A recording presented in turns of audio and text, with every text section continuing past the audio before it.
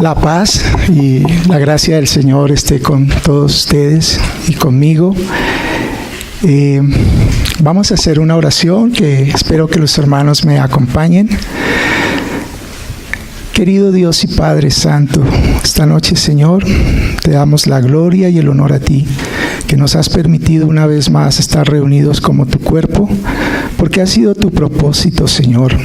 Tú todo lo diriges, todo lo conduces, Señor, con la adecuada, Señor, tacto y delicadeza tuya, Señor.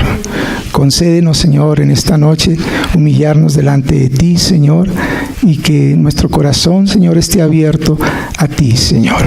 Nosotros somos solo vasijas de barro, Señor, que tú nos has mirado con misericordia, pero la gloria es tuya, Señor. Hablamos tu palabra, Señor, con demasiada respeto y mucha Señor, expectación de lo que tú nos vas a decir. Querido Señor, coloco mi vida, mi boca, todo mi ser en tus manos. Guíame, Señor.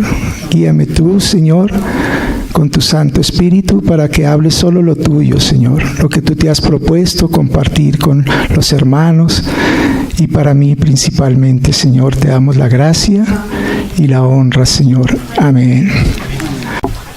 Hermanos, he sentido esta noche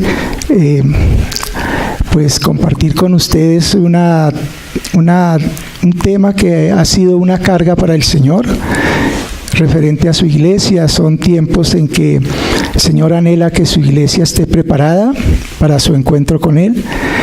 Son tiempos en que hay que estar vestido para bodas, porque se acercan las bodas, no sabemos cuándo, pero el Señor pone esa carga. Lo digo por las diferentes enseñanzas que ha venido haciendo el Señor a través de los distintos hermanos. Y pues esta noche, con esa misma solicitud, he querido compartir lo que el Señor primeramente me ha inquietado a mí, porque primero, hermanos, es para mí, es lo que el Señor habla para inquietar mi espíritu, y también ha querido que lo comparta con todos los hermanos, y para mí es un honor sublime que el Señor me ponga a mí en esa consideración de compartir sus asuntos. Es inmerecidísimo para mí, pero el Señor es el que considera de dar el honor y la gloria a quien Él quiere. Y bueno, yo le doy gracias al Señor por su generosidad, su misericordia y su amor para conmigo, que lo ratifica una vez más esta noche.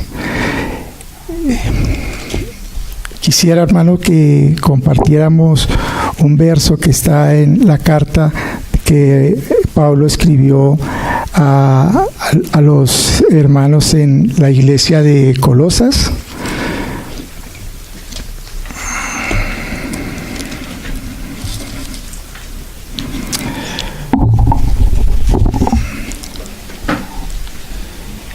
Y digamos que continuando con lo que el Señor puso en nuestro hermano Iván Darío el domingo, no me lo propuse yo, es el Señor el que organiza sus cosas. Pues seguimos con la carta de Colosenses.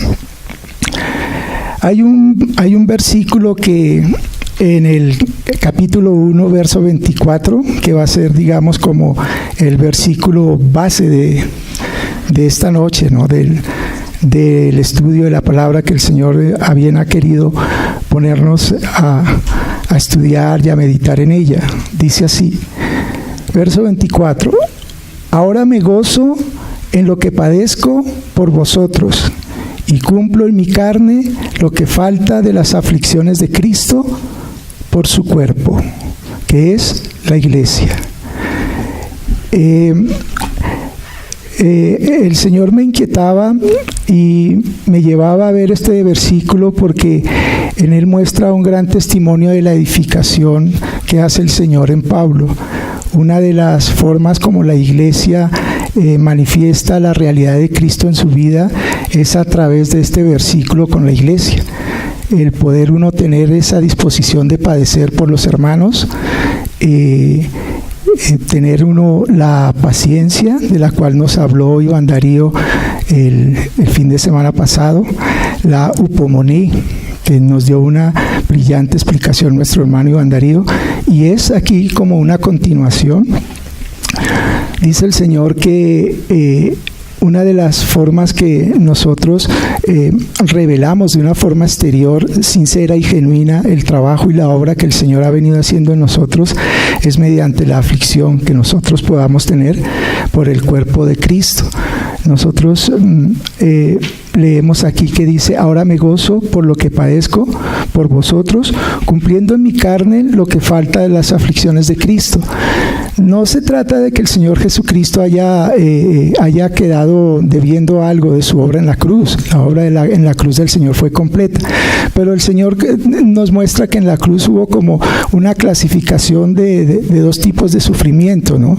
El sufrimiento que fue para la redención, que es una obra genuina de Él, única de Él, y que nadie más la podía hacer, y una parte que le compete a la iglesia continuar ese padecimiento y esa formación, que es, digamos, como los dos niveles que Cristo quiere que nosotros cumplamos. No se trata aquí de que nosotros ahora vamos a sufrir y vamos a empeñarnos nosotros a padecer por los hermanos, sino es una obra que el Señor continúa haciendo en nosotros, porque es parte de lo que el Señor quiere hacer con nosotros. Y déjenme, hermanos, si quieren, acompáñenme en Romanos 8:17 para que podamos entender un poquito más este versículo.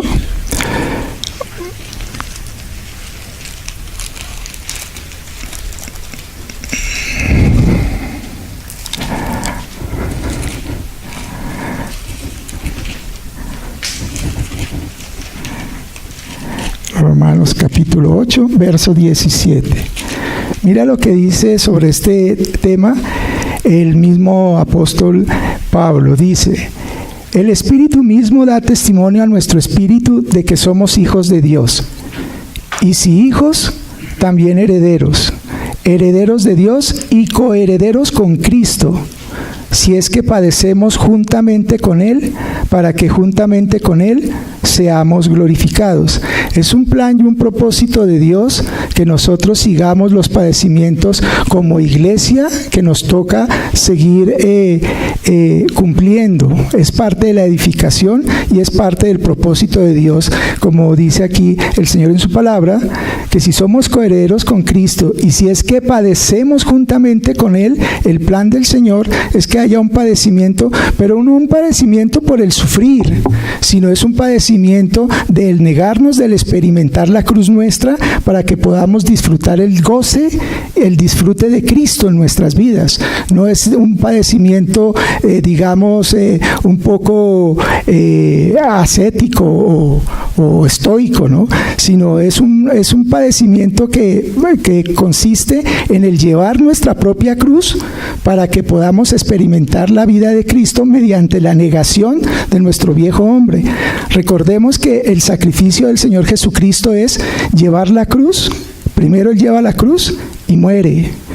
Nosotros lo que hacemos es morir y llevar nuestra cruz para mantener la vida de Cristo, el goce de la vida de Cristo, a través de experimentar la negación nuestra. O sea, lo del Señor es, primero Él lleva su cruz y muere. Y nosotros, los que creemos en Él, hemos muerto con Él. Recordemos Romanos 6:6, ¿sí? Aquel que dice que que con Cristo estamos crucificados para que el cuerpo del pecado quede neutralizado, ¿sí? Romanos, también Corintios, en el 2:20, mas ya no vivo yo, sino Cristo vive en mí. Es la experiencia de esa negación, de ese llevar la cruz, porque nosotros ya fuimos crucificados con Él. Fíjate que nosotros a veces pensamos que nos toca seguir, cuando tenemos que seguir los pasos del Señor, creemos que tenemos que hacer la obra de Él, pero no es así. Él ya hizo la obra y nosotros lo que hacemos es usufructuar el sacrificio que el Señor ya hizo en nuestras propias vidas. Entonces, una de las maneras de cómo nosotros podemos dar testimonio a nosotros mismos del goce de Cristo es en esta manera: en gozarnos, en el padecer, en negarnos a nosotros mismos para que la iglesia crezca. Generalmente, a veces pues tengo que decir eso, pero son cosas que a veces nosotros observamos. En las iglesias hay mucha división, mucho celo, y el apóstol Pablo trató durísimo eso con diferentes iglesias, porque a veces no se ha entendido lo que es el llevar la cruz, el morir a nosotros para poder disfrutar el goce de Cristo, de la vida de Cristo. Entonces, cuando no se tiene eso, que es lo genuino de la obra del Espíritu, es la carne, la que hipócritamente quiere aparentar santidad, quiere aparentar un crecimiento, pero la carne no puede. La carne siempre va a estar contendiendo, siempre va a sentir celos, porque quiere protagonizar y traer divisiones. Entonces, por eso en este versículo el Señor nos quiere llevar a lo que es la obra completa del Evangelio. Si los hermanos me permiten, yo quisiera ir un poco a Hechos, capítulo 26, para mirar, digamos, qué es lo que le encomienda el Señor al apóstol Pablo. Vamos a leer aquí en el capítulo 26, desde el verso 19. Voy a ubicarlos un poquito en el contexto. Los hermanos generalmente ya conocen esta historia.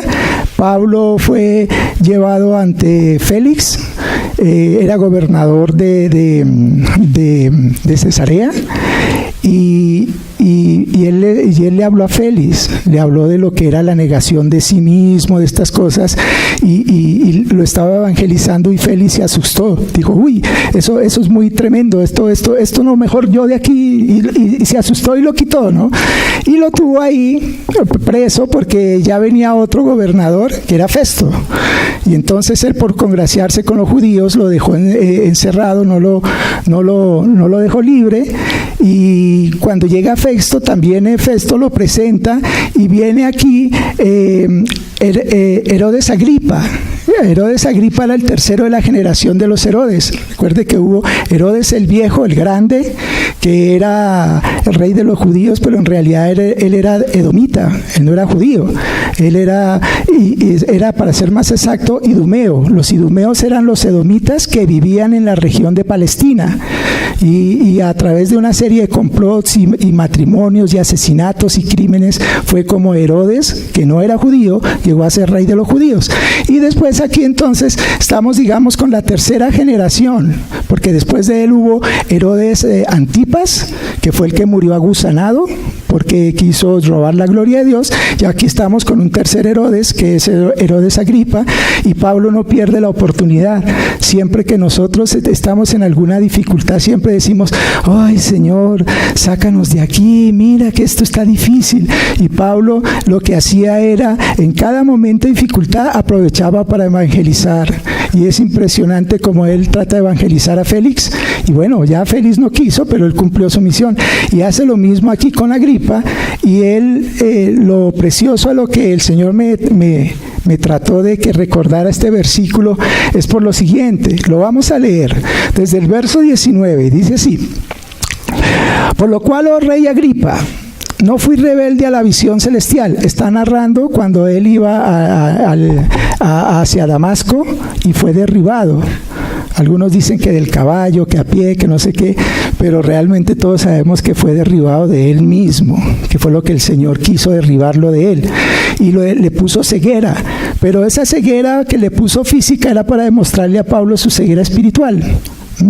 Y él entonces aquí sigue con la narración, y la vamos a leer para que, ya ubicados en el contexto, entendamos qué es lo que Dios quiere con la misión del Evangelio. Dice: por lo cual, oh rey Agripa, no fui rebelde a la visión celestial, sino que anuncié primeramente a los que están en Damasco y Jerusalén y por toda la tierra de Judea, y a los gentiles que se arrepintiesen y se convirtiesen a Dios, haciendo obras dignas de arrepentimiento. Por causa de esto, los judíos, prendiéndome en el tiempo, intentaron matarme, y habiendo obtenido auxilio de Dios, persevero hasta el día de hoy, dando testimonio. Es importante, hermano, a pequeños y grandes, no diciendo nada fuera de las cosas que los profetas y Moisés dijeron que habían de suceder, que el Cristo había de padecer y ser primero de la resurrección de los muertos para anunciar luz al pueblo, a los gentiles. Y voy a retrocederme un poquito porque quiero leer exactamente las instrucciones que el Señor le da a Pablo. Dice, verso 17, librándote de tu pueblo y de los gentiles a quienes ahora te envío. Aquí estoy tomando una parte del texto para no hacerme extensivo de lo que el Señor Jesús le habla a Pablo. Para que abras los ojos, para que se conviertan de las tinieblas a la luz. Mira qué precioso, el Señor le quita la vista a Pablo y le dice que su ministerio es abrir los ojos, ¿sí? Para que se conviertan de las tinieblas a la luz y de la potestad de Satanás a Dios, para que reciban por la fe que es en mí perdón de pecados y herencia entre los santificados. Miremos, esta es, digamos, la comisión que el Señor le da a Pablo. Podemos dividirla en dos partes, para que anuncien, mediante la fe del Señor Jesucristo, primero, perdón de pecados, y segundo, herencia entre los santificados. Nosotros cuando fuimos salvos, el Señor hizo esto, nos dio perdón de pecados y herencia entre los santificados. El tema que estamos tocando aquí en Colosenses tiene que ver con la segunda parte. La segunda parte es la herencia entre los santificados, y es algo que el Señor, aunque no lo dio aquí, es parte que nosotros debemos hacer con el Señor. La primera parte, perdón de pecados, es la obra del Señor, porque nadie la podía hacer. Es obra exclusiva de Dios. Dios es el único que salva y puede salvar. Nadie más puede salvar sino Dios. Esa parte es clara, pero la segunda parte, herencia entre los santificados, es una parte que el Señor la hace, pero espera de nosotros colaboración, que esa parte sea mutua, el Señor y nosotros.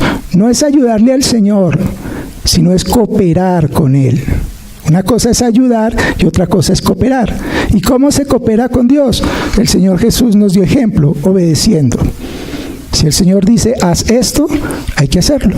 No lo hagas, no se hace. Y esa es la mejor manera de colaborar y cooperar con el Señor.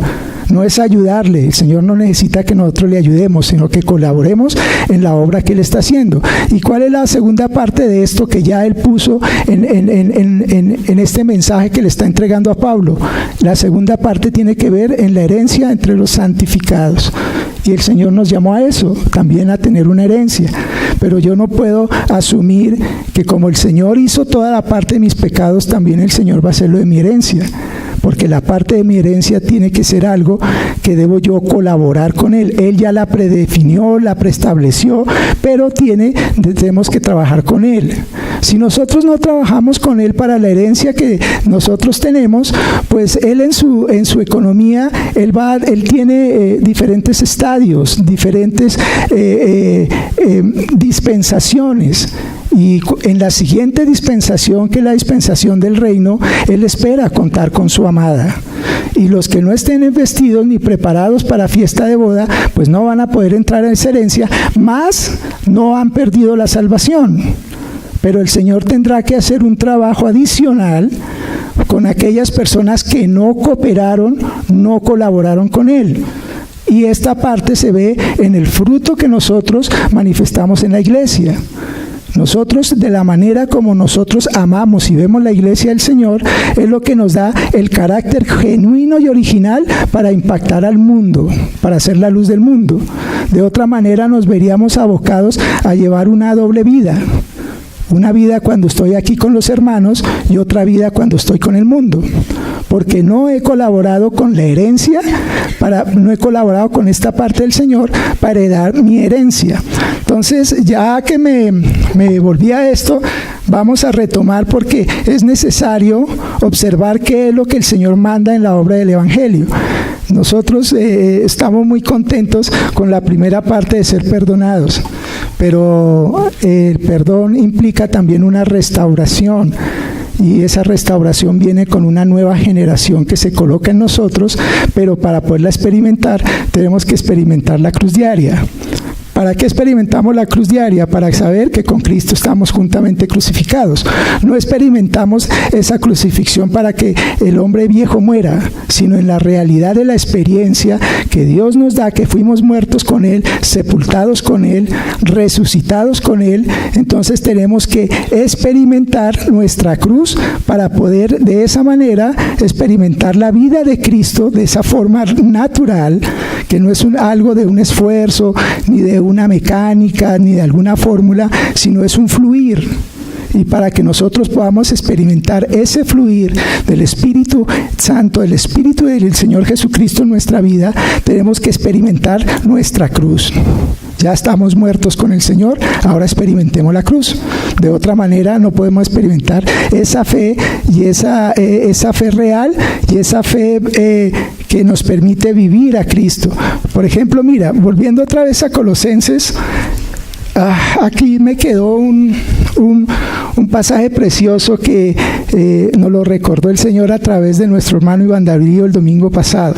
Decía en el verso Colosenses 1, verso 4, dice: habiendo oído de vuestra fe en Cristo Jesús y el amor que tenéis a todos los santos. Esta es una fe de la experimentación de Cristo en la vida. Cuando se experimenta Cristo en la vida, se puede tener amor natural y genuino a todos los hermanos, porque es con la vida de Cristo experimentada en nosotros. De otra manera, si no tenemos esta fe para experimentar la vida de Cristo, nos toca hacer esfuerzo para amar. Y bueno, eso ahí de alguna manera nos funciona un ratito, ¿no? Pero solo un ratito. Entonces nosotros debemos experimentar una vida permanente en el Señor Jesús. Entonces, hermanos, pues esta parte pues es importante que nosotros tengamos en cuenta que esto tiene un motor de fondo y todo tiene que estar centrado en Cristo. De nosotros no hay nada, pero hay una responsabilidad, debe haber una disposición. Y yo quisiera, hermanos, que pasáramos un poquito a ver el costo, porque esto tiene un costo para nosotros. Si quieren, vayamos, hermanos, si ustedes me quieren acompañar a Lucas 14, verso 25.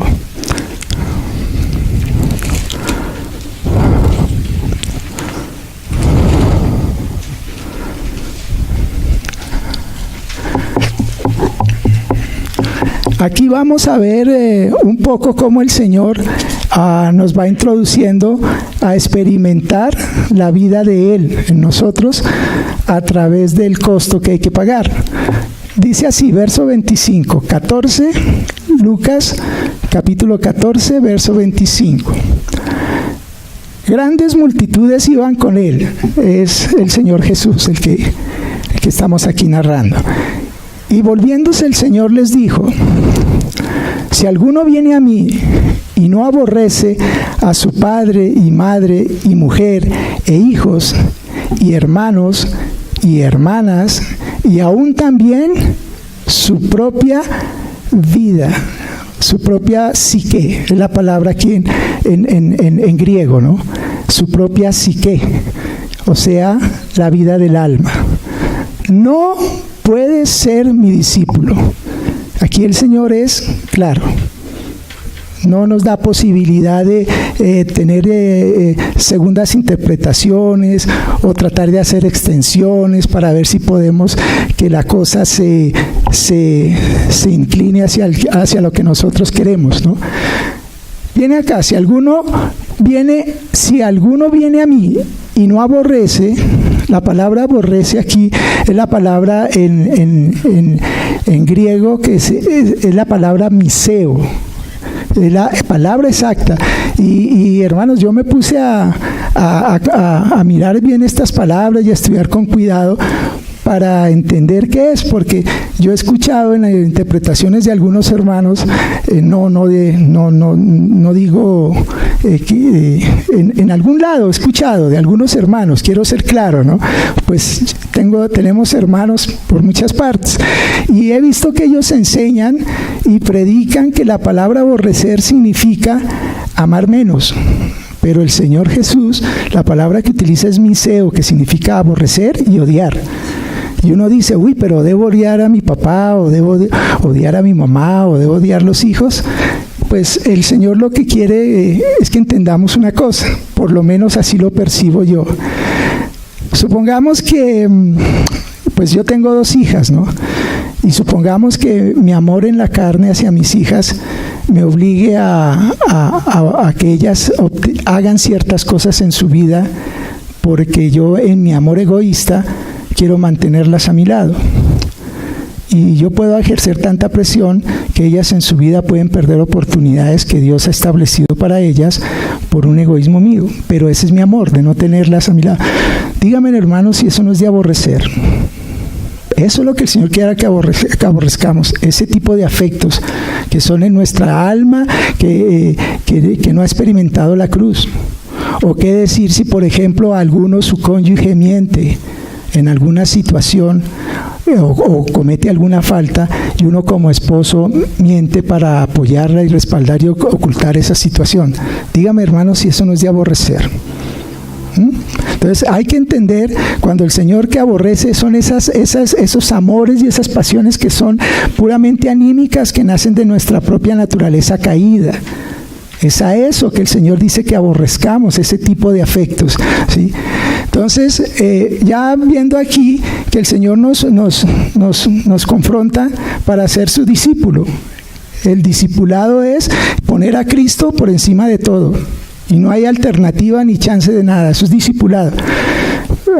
Yo he visto por ahí que se hacen cursos de discipulado, el discipulado de una semana o un retiro para un discipulado, y yo no digo que esas cosas no sean importantes, aprender sobre cosas de la Biblia, pero el discipulado es aprender a experimentar la cruz, a negarse y a poner a Cristo sobre todo, y el discipulado es algo que se ejercita diariamente. No es de teoría, sino de práctica con el Señor. Esa es la vida del discipulado. No hay otra forma de ser discípulos del Señor. Y dice el Señor aquí, verso 27, y el que no lleva su cruz y viene en pos de mí, no puede ser mi discípulo. Y es precioso porque el Señor no nos está mandando a morir, porque los que hemos creído en Él ya estamos muertos en Él, sino experimentar nuestra propia cruz, la negación de nuestra propia alma, que es la que nosotros estamos aquí leyendo. Voy a saltarme al último versículo de este tema, que es el 33. Y dice el Señor, así pues, cualquiera de vosotros que no renuncia a todo lo que posee, no puede ser mi discípulo. El Señor lo pone clarito, no hay que ponerle adornos a esto, ya que nos guste o no nos guste, ya es una cuestión personal de cada uno de nosotros y lo discutiremos con el Señor. Yo me limito como cual mensajero a leer la palabra del Señor y no estoy tratando de convencer a nadie, sino de exponer las cosas que son originales del Señor. A veces hay cosas que el Señor dice que suenan un poco duras, pero así las dice el Señor. ¿Qué podemos hacer? Yo no puedo decir, no, el Señor no quiso decir aborrecer, sino amar un poquito menos. No, yo digo lo que el Señor dice porque yo soy el mensajero. Imaginen que yo llego a una de las casas de ustedes y les traigo una carta que alguien les envió, y la carta los pone muy felices. Imaginen que me cojan a mí a besos y yo solamente soy el que estoy enviando el mensaje. O si el mensaje no les gusta, me golpeen y me digan groserías, pero si yo soy el que estoy entregando el mensaje. Entonces, nosotros debemos entender que esta es la presentación de Cristo y nosotros debemos meditar sobre su palabra. Ya que me salté este pedazo, quiero leer un poquito la mitad. Y yo la puedo ya leer con un poquito más de calma porque ya tengo un contexto ubicado.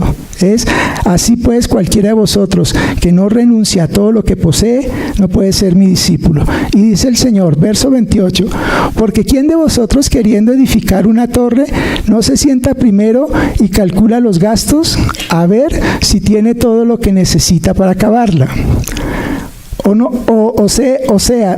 No sea que después que haya puesto el cimiento y no pueda acabarla, todos los que lo vean comiencen a hacer burla de él. esto me hace recordar que los ángeles viven pendientes de nosotros, no solamente los ángeles escogidos del Señor, sino los que se rebelaron, andan pendientes de nosotros y ellos son los que van a mirar. ¿Qué es lo que está diciendo aquí el Señor? Que si yo no renuncio a todo lo que poseo, no puedo construir la torre, yo no me puedo reservar nada. Si tengo que construir la torre, tengo que poner todo lo que tengo. Si yo voy a construir la torre y me voy a reservar alguito para mí, no la puedo terminar. Si tú vas a seguir a Cristo y no vas a llevar tu cruz, tú no vas a poder terminar y vas a terminar siendo vituperiado. Si tú vas a seguir a Cristo, tienes que tomar la cruz, que es el todo que el Señor dice. Si te reservas algo, no vas a poder terminar. Y eso es lo que el Señor nos está confrontando aquí, usando el modelo de la edificación. Vea que el Señor utiliza otra metáfora, y es la metáfora de la guerra. Y dice así: ¿o qué rey, verso 31, al marchar a la guerra contra otro rey, no se sienta primero y considera si puede hacer frente con 10,000 a quien viene contra él con 20,000? Hermanos, si tú no vas a tomar la cruz toda para ir a la guerra, no estás capacitado. Tú no te puedes reservar nada. Y si tú no eres capaz de llevar la cruz, no vayas. Mejor habla con tu enemigo, dile a Satanás: mira, yo hago paz contigo y me someto a ti y sigue manejando mi vida. Eso es lo que dice el Señor aquí al adversario. Dice, y si no puede, cuando otro está todavía lejos, le envía una embajada y le pide condiciones de paz. Es mejor que le diga a Satanás: mira, ¿sabe qué? Yo sigo contigo y haz conmigo lo que quieras y ríndete a él. Si tú no tomas la cruz, que es todo lo que el Señor te pide, y no estás dispuesto a tomarla, no vas a poder terminar ni la guerra ni la edificación. Por eso el verso 33 lo concluye el Señor. Dice: así pues, después de haber leído estos ejemplos, cualquiera de vosotros que no renuncia a todo lo que posee, solo la cruz me hace experimentar renunciar a todo. Experimentar la muerte que yo ya tuve con Cristo, solo la cruz me puede llevar a eso. Si yo tengo alguna dudita un poco en no tomar ese paso, pues el Señor dice que no voy a poder terminar ni tanto la edificación ni tanto la guerra. Entonces, hermanos, vemos que estas cosas nos confrontan. Y vemos, bueno, pero aquí debe haber algo que nos motive a tomar la cruz de tal manera que podamos seguir al Señor. La cruz tiene digamos que tiene un significado, una connotación, que es el negarnos a nosotros mismos. Pero literalmente la cruz significa también muerte. O sea, yo debo estar dispuesto inclusive a morir por el Señor Jesús si es necesario. Porque la cruz es un patíbulo también. O sea, no hay que mirarlo con las dos connotaciones que tiene. La connotación del morir a mí mismo y también de entender que la cruz es un patíbulo. Yo estoy dispuesto a hasta arriesgar mi vida física por el Señor. Eso significa la cruz, un patíbulo y muerte. Entonces es necesario meditar un poco sobre estos dos aspectos, hermanos. Bien. Ahora hablemos un poco sobre el motor que nos puede llevar a esto. ¿Qué tal si nos vamos a Mateo 22, verso 39? Perdonen, hermanos, que los ponga así como a pasear Biblia de un lado a otro, pero la intención es que podamos entender bien las cosas del Señor y que no vaya a haber alguna interpretación o alguna opinión personal mía en esto. Yo solo quiero ser fiel a lo que el Señor manifiesta en su palabra. Dice Mateo 22, verso 39.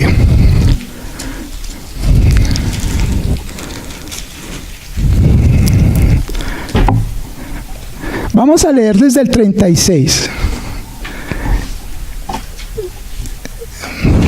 Aquí el Señor tiene un diálogo con los fariseos y había tenido previamente un diálogo con los saduceos, porque los saduceos no creían en la resurrección. Entonces el Señor les hace una exposición tremenda y los fariseos van a seguir. No solamente el Señor tenía que enfrentar las filosofías humanas, que es también algo a lo que nosotros nos tenemos que ver abocados a hacer defensa del Evangelio. Van a venir personas con diferentes ideas económicas, políticas, filosóficas, a argumentar sobre Cristo, y muchas veces hasta difaman al Señor, pero nosotros debemos estar preparados para hacer una defensa en amor, pacífica, pero contundente y clara, sin titubeo, o sea, teniendo plena convicción en lo que creemos. Y esto es lo que está haciendo el Señor Jesús acá. Dice así, entonces, después de haber entendido un poco el contexto en que estábamos, dice, verso 34, entonces los fariseos, oyendo que había hecho callar a los saduceos, se juntaron a una, y uno de ellos, intérprete de la ley, preguntó por tentarle, diciendo, Maestro, ¿cuál es el gran mandamiento en la ley? Jesús le dijo, amarás al Señor tu Dios con todo tu corazón, con toda tu alma, con toda tu mente. Este es el primero y grande mandamiento. Y habla del segundo, dice, y el segundo es semejante. Amarás a tu prójimo como a ti mismo. De estos dos mandamientos depende toda la ley y los profetas. Hermanos, nosotros vemos aquí que el Señor anhela que nosotros lo amemos. Está bien que le temamos, y es importante temerlo porque eso es sabio, y está bien que le respetemos y lo honremos porque Él lo merece, pero ¿sabe qué Él pide de nosotros? Que lo amemos. Y aquí dice el primer mandamiento, dice, este es el primero y grande mandamiento, ¿sí? ¿Cuál es? Que dice así, amarás al Señor tu Dios. Mira, el Señor nos está pidiendo amor, nos pide que lo amemos, y en eso Él resume toda la ley en dos mandamientos. Dice, amarás al Señor tu Dios con todo tu corazón, con toda tu alma y con toda tu mente. Ya nosotros aquí vemos una motivación que, si nosotros la aceptamos, podemos empezar a entender el camino de la cruz, porque una cruz con amor es fácil de llevar, pero una cruz sin amor es insoportable. Se puede tratar de llevar y algo, pero hay un momento en que uno dice no puedo más. Pero el amor nos lleva a nosotros a poder soportarla y llevarla. Mire, hermanos, este amor no es una causa espontánea natural nuestra. Un amor es una iniciativa del Señor. Él nos amó primero. Él nos conquistó, Él nos está conquistando, Él tiene esa hipomené hacia nosotros. Imagínate, hermanos, que si el Señor no tuviera esa paciencia, yo pienso que en el diluvio Él hubiera acabado todo y se hubiera quitado los dolores de cabeza. Sí, dice, con el diluvio el Señor tuvo la oportunidad de acabar todo esto. Y ahí es cuando yo meditaba sobre la paciencia con que Iván Darío hizo esa exposición el domingo. Yo meditaba y decía, Señor, es que tú eres precioso. La paciencia es un don y una característica tuya. ¿Cómo nosotros no vamos a reflejar tu paciencia? ¿Por qué no voy a tener paciencia con el hermano que a veces puede estar en su carne y me ofende? Si tú has tenido paciencia conmigo, y empiezo a entender el amor y la edificación de la iglesia, porque de eso se trata el primer versículo en Corintios con que empezamos la disertación. ¿Cómo no voy a tener paciencia si el Señor la ha tenido conmigo? La sigue teniendo.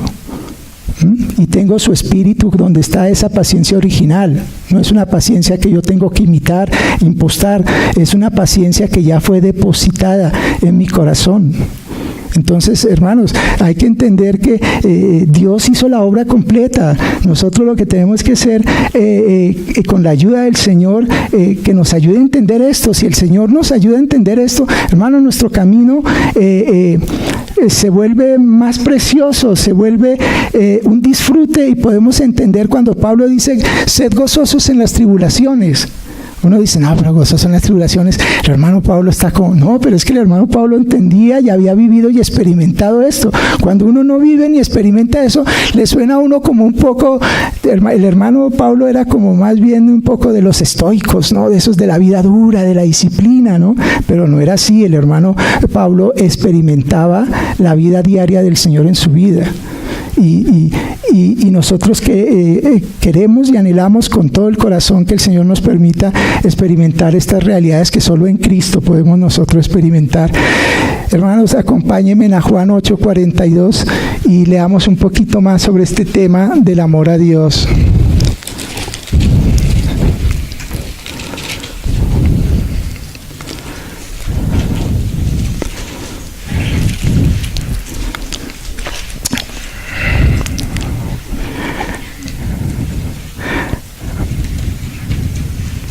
Bueno, aquí está otra vez el Señor hablando con los fariseos, aquellas personas que conocían mucho de religión y conocían bien. Los fariseos conocían bien de religión, pero el problema era que esa religiosidad no les dejaba vivir la realidad de Dios.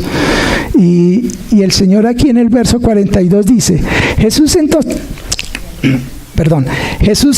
les dijo, si vuestro Padre fuera ese Dios, ciertamente me amaríais, porque yo de Dios he venido. Hermano, mire el Señor pidiéndole a los religiosos, los fariseos, amor. El Señor quiere que lo amen. Y el Señor dice, Jesús entonces les dijo, si vuestro Padre fuese Dios, ciertamente me amaríais.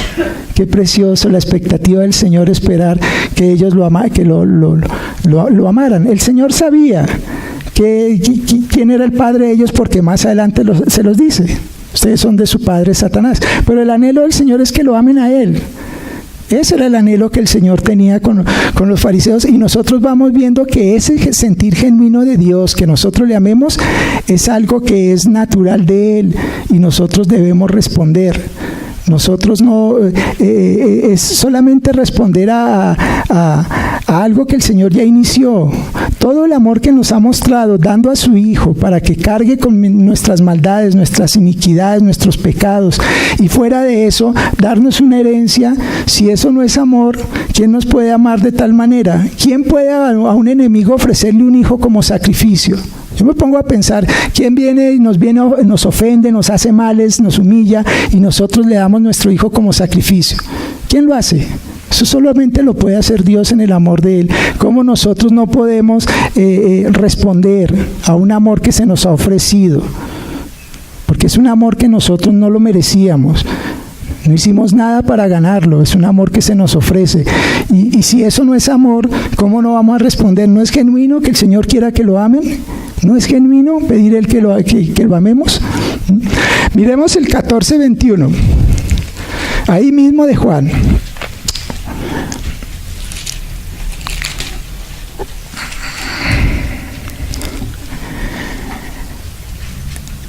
Verso 21.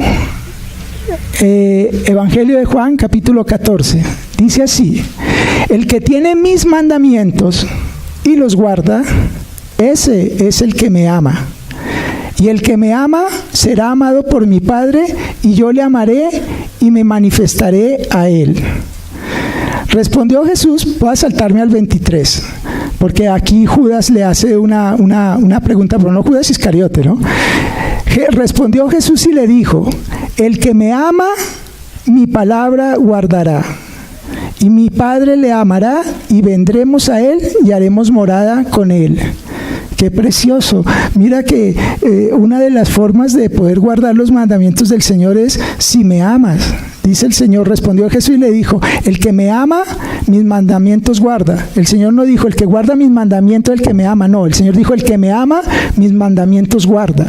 Porque si nosotros no amamos al Señor, podemos obedecer por ratitos, pero cuando seamos probados en esa obediencia, ahí va a salir a flote lo que había.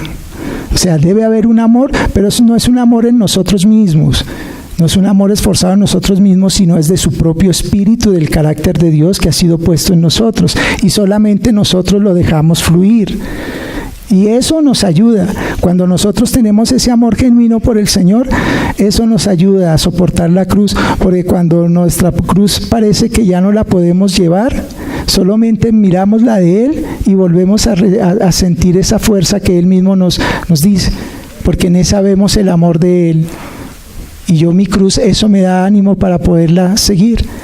Menguando yo para ir disfrutando de la vida y de la vida genuina de Cristo en mi vida, porque experimentar a Cristo es un disfrute, no es una aflicción. La aflicción es el negar nuestra carne, eso es lo que aflige, pero el disfrute de Cristo es la contraprestación de afligir mi alma. Mi alma quiere estar siempre entronizada, mi alma separada de Dios sin ser influenciada por el Espíritu, quiere estar entronizada en mi vida. Y cuando yo la despojo y la quito de ahí y le concedo ese honor merecidísimo a mi Salvador, pues mi alma en muchos casos se va a ver afligida, porque se va a ver reprimida, se va a ver que la vemos ahí otra vez en la cruz, donde siempre ha estado, pero nosotros tenemos esa experiencia continua de experimentar la cruz. Entonces ahí es donde puede haber la aflicción que nosotros podemos llamar, pero nosotros debemos ver es el disfrute de la vida de Cristo en nuestra vida. Eso, digamos, hermanos, que es, digamos, como entender que el motor de todas estas cosas es el amor que Dios ha mostrado por su creación, aún nosotros siendo pecadores y enemigos de Él, y aún así nos ha amado. Yo quisiera terminar leyendo Ruth. Vamos a ir a Ruth en el capítulo 2. Aquí está. Vamos a mirar un poquito las sombras de la realidad, ¿no? Porque estas sombras también son muy discientes cuando entendemos la realidad. Cuando nosotros vemos la realidad, podemos entender estas sombras. Y aquí vamos a ver en dos personajes históricos reales, vamos a ver cómo el Señor nos presenta el amor de Él y su conquista de Él a la iglesia. El Señor está representado aquí en Boz y Ruth, la moabita, la gentil, la no judía, su amada. Entonces veamos aquí, leamos un poquito para entender cuál es el amor del Señor hacia nosotros y qué pide el Señor que nosotros le correspondamos a Él. Voy a leer aquí desde el verso 4. Ya aquí habían regresado Ruth, ya para ubicar un poco en el contexto de la historia. Ruth había regresado con su suegra, con Noemí, y habían regresado de Moab. Perdóname.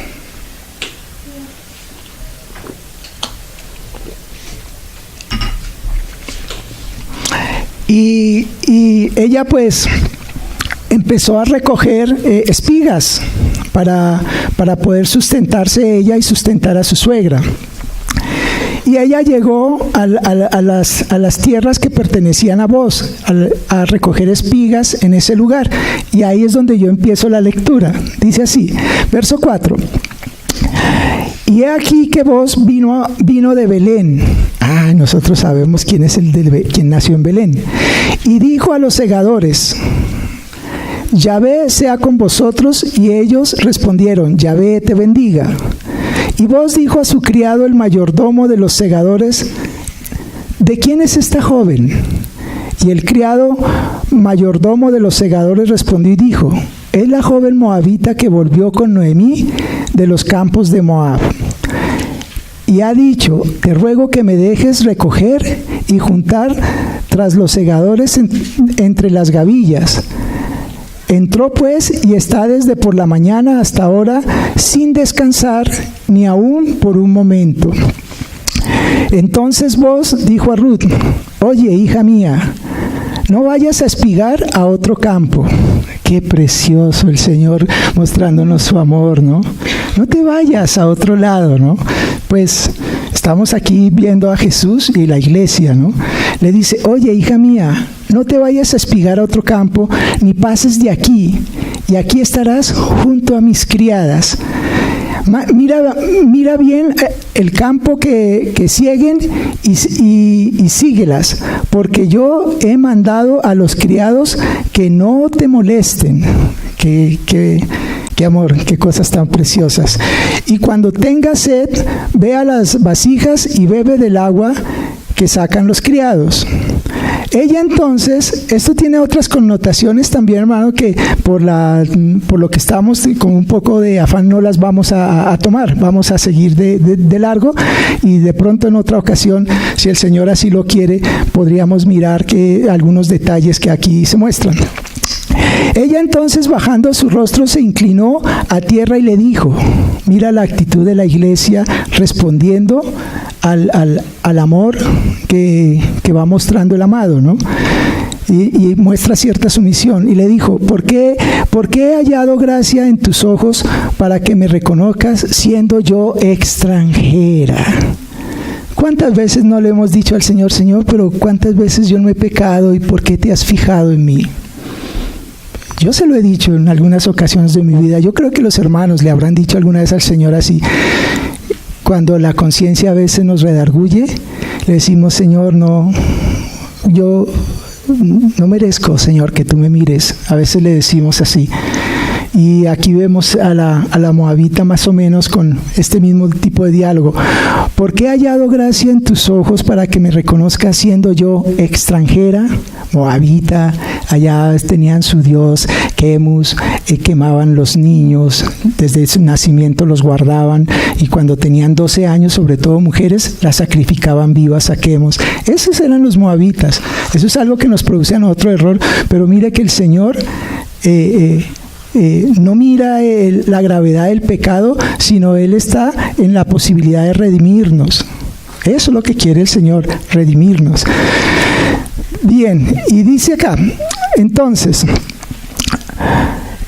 verso 11, y respondiendo vos, yo quisiera decir aquí, y respondiendo Jesús, pero no, vamos a leer como dice ahí, le dijo, he sabido todo lo que has hecho con tu suegra después de la muerte de tu marido, y que dejando a tu padre y a tu madre, ¿qué habíamos leído nosotros? Que el que quiera ser discípulo mío, ¿qué? Y mira aquí lo que está haciendo aquí la moabita.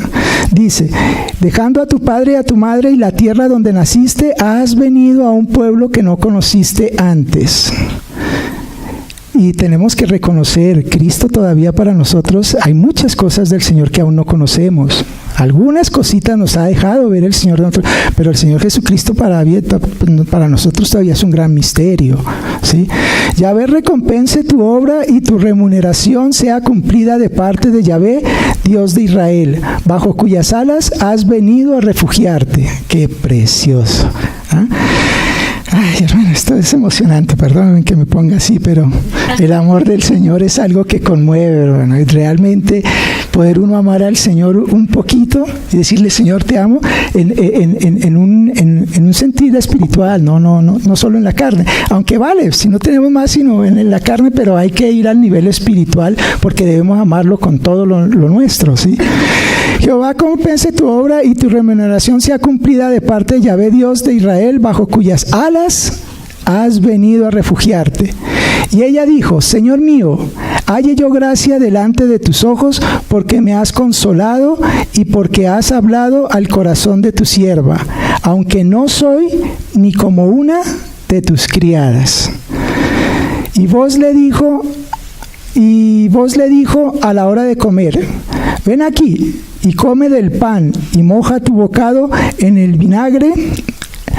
Y ella se sentó junto a los segadores y él le dio del potaje y comió hasta que se sació y le sobró. Luego se levantó para espigar y vos mandó a sus criados diciendo, que recoja también espiga entre las gavillas y no la avergoncéis. Mira cómo el Señor es con nosotros, ¿eh? A veces nosotros decimos, ay Señor, ¿quién podrá ayudarme en esta situación? ¿No? Y el Señor está diciéndole a sus ángeles, dejen que recoja, ¿sí? Y dice, y dejaréis también caer para ella algo de los manojos. ¿Quién es el que nos bendice? Mire, deja caer. No es lo que nosotros encontramos, sino el Señor en nuestra dificultad. Deje caer, ¿no? Y dice, y dejaréis también caer para ellos algo de los manojos, y lo dejaréis para que lo recoja, y no la reprendáis. ¡Ay, qué amor! ¿Sí? Caray, el Señor no nos está pidiendo ámenos porque sí, creo que Él muestra mucho, ¿no? Espigó pues en el campo hasta la noche y desgranó lo que había recogido, y fue como un efa de cebada. Un efa tengo entendido que es algo así como 6 galones, algo así como grande como eso, ¿no? Y lo tomó y se fue a la ciudad, y su suegra vio lo que había recogido. Sacó también luego lo que había sobrado después de haber quedado saciada, y se lo dio. Y le dijo su suegra, ¿dónde has espigado hoy? ¿Y dónde has trabajado? Bendito sea el que te ha reconocido. Y contó ella a su suegra con quien había trabajado, y dijo, el nombre del varón con quien hoy he trabajado es Boz. Y dijo Noemí a su nuera, sea él bendito de Yahvé, pues que no ha rehusado a los vivos la benevolencia que tuvo para con los que han muerto. Después le dijo Noemí, nuestro pariente es aquel varón, uno de los que pueden redimirnos. ¿Quién nos redimió a nosotros? Y Ruth la moabita dijo, además de esto me ha dicho, júntate con mis criadas hasta que hayan acabado toda mi siega. Uy, hermano, la siega está como por acabar, parece, ¿no? Y dice, y Noemí respondió a Ruth, su nuera, mejor es, hija mía, que salgas con sus criadas y que no te encuentren en otro campo. Estuvo pues junto con las criadas de Boz, espigando hasta que se acabó la siega de la cebada y el trigo, y vivía con su suegra. Voy a leer un pedacito del 3 para terminar la historia.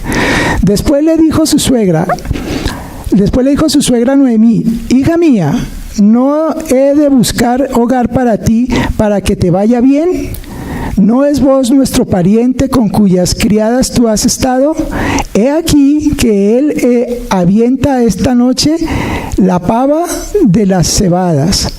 Te levantarás pues y te ungirás ¿perdón? Te lavará, gracias hermana. Te lavarás pues y te ungirás, y vistiéndote tus vestidos irás a la era, mas no te darás a conocer al varón hasta que él haya acabado de comer y de beber. Y cuando él se acueste, notarás el lugar donde se acuesta, e irás, descubrirás sus pies y te acostarás allí. Que hacía María de Betania, algo parecido, ¿no? Y él te dirá lo que haya de hacer. Y ella respondió, haré todo lo que tú me mandes. Descendió pues a la era e hizo todo lo que su suegra le había mandado. Y cuando Boz hubo comido y bebido y su corazón estuvo contento, se retiró a dormir a un lado del montón. Entonces ella vino calladamente y le descubrió los pies y se acostó. Y aconteció que a la medianoche se estremeció aquel hombre y se volvió, y he aquí una mujer estaba acostada a sus pies. Entonces le dijo, ¿quién eres? Y ella respondió, yo soy Ruth, tu sierva. Extiende el borde de tu capa sobre tu sierva, por cuanto eres pariente cercano. Y él le dijo, bendita seas tú de Jehová, hija mía, has hecho mejor tu postrer bondad que la primera, no yendo en busca de los jóvenes, sean pobres o ricos. Mira que este amor tan precioso del Señor, cuando la iglesia responde, el corazón del Señor era eso era lo que anhelaba aquí el Señor, que ella hiciera eso, porque le dice, entonces le dijo, ¿quién eres? Y ella respondió, yo soy Ruth, tu sierva. Extiende el borde de tu capa sobre tu sierva, por cuanto eres pariente cercano. Ella le pidió la cobertura, pero eso era lo que él quería. Eso era lo que él de una forma tácita estaba tratando de buscar. No era iniciativa de ella, ella estaba respondiendo a un profundo amor. Dejar caer las espigas, o sea, dándole provisión y cuidando de ella. Nosotros a veces decimos, pero ¿quién cuidará de nosotros en esta situación difícil? Y ahí hay alguien que manda dejar caer las espigas. Y ella respondió a ese amor, y el corazón del Señor se alegra, porque Él dice, bendita seas tú de Yahvé, hija mía, has hecho mejor tu postrera bondad que la primera. No yendo en busca de los jóvenes, sean pobres y ricos. Ahora pues, no temas, hija mía, yo haré contigo lo que tú digas, pues toda la gente de mi pueblo sabe que eres mujer virtuosa. Y aquí se sigue narrando la historia hasta cómo él la redime y las situaciones que hay. Esta es la historia de amor entre el Señor y su iglesia. Y si la prueba de la cruz no nos convence de tan precioso amor, pues no nos va a convencer nada. Nada nos va a convencer. Absolutamente nada nos va a convencer. Y ese amor es el que anhela el Señor en su corazón. Nosotros leíamos que Él resumió toda la ley en 2 mandamientos. Amarlo a Él con todo el corazón, con toda la mente, con toda el alma, y al semejante como a ti mismo. Es la labor que nosotros debemos hacer en la iglesia. Reflejar ese amor de Dios hacia los hermanos. No ser tan dulces para cuando algún hermano comete algún error, nosotros seamos ligeros a sancionar, a discriminar, a quitar, sino seamos como el Señor, prestos a levantar, a redimir, porque esa es la iglesia del Señor. Y eso es lo que en la carta a los Corintios nosotros vimos. La carta a los Corintios es una carta muy especial. Una carta que el Señor muestra cómo la iglesia es edificada a través de la persona de Cristo. Corintios y Éfesos fueron cartas que fueron escritas en el mismo año, más o menos en el año 64 después de Cristo. 6 años más o menos antes de que el templo fuera destruido. No solamente esta, sino la carta a los Filipenses también fue escrita en esa época, y varias cartas del Señor. Pero nosotros vemos aquí que, como ustedes ya saben, hermanos, estas 2 cartas, Efesios y Corintios, son las cartas donde, si la iglesia las entiende toda la esencia del Evangelio en la iglesia, basado en la divinidad, en la gloria, en la grandeza del Señor, y basada también en lo que es el Señor para la iglesia. Corintios es más o menos la exaltación de voz. Perdón, discúlpame, gracias. Colosenses es la exaltación de voz. Y Efesios es la exaltación de Ruth en esta relación, ¿sí? Una es cristocéntrica, ambas son cristocéntricas, pero una es más cristológica y la otra es más eclesiológica, una más hacia Ruth y otra más hacia vos. Y ahí es donde está el entender del caminar de la iglesia. Que el Señor se compadezca de nosotros y nos ayude a entender esta realidad y ponga en nosotros un corazón humilde de poder dejar lo que Él depositó en nosotros fluir, para que la iglesia pueda ser una iglesia poderosa, una iglesia que verdaderamente represente al Señor para estos tiempos, y que el Señor nos ayude, porque es en Él que podemos hacer esto. Esto solamente es para reflexionar que la cruz no fue sino una obra de amor. El centro de la cruz representa la justicia de Dios, representa la santidad de Dios, todo eso es verdadero, pero el centro que movió al Señor a la cruz fue el amor. Y nosotros debemos responder, porque también el Señor nos va a pedir cuentas. Si rechazamos un amor tan grande, ¿qué nos queda? Entonces, que el Señor nos ayude. Y hermanos, gracias por permitirme compartir estas cosas que el Señor pues me inquieta a mí y me concede en su misericordia poderla compartir con ustedes, hermanos. Que el Señor sea la gloria, la honra sea para Él, porque es su palabra. Amén. Gracias, hermanos. Vamos a hacer una oración final para despedirnos, para darle gracias al Señor y que el Señor nos guarde nuestro regreso a nuestra casa.